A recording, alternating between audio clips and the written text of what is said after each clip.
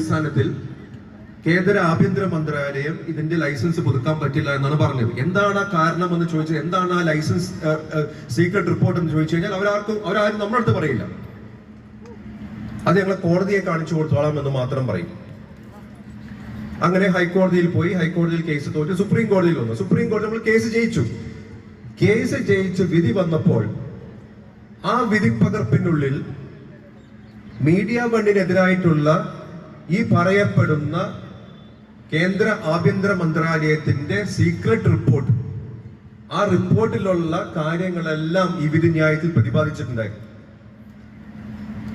ആ വിധിന്യായത്തിന്റെ ഏറ്റവും വലിയ സവിശേഷത എന്ന് പറയുന്നത് ഈ പറയുന്ന സീക്രട്ട് റിപ്പോർട്ടിന്റെ കാര്യങ്ങളെല്ലാം അതിനകത്ത് വളരെ വ്യക്തമായിട്ട് പ്രതിപാദിച്ചു എന്നുള്ളതാണ്. അതിനകത്ത് എന്താ പറയുന്നത്? അതിനകത്ത് പറയുന്നത് മീഡിയ വൺ എന്ന്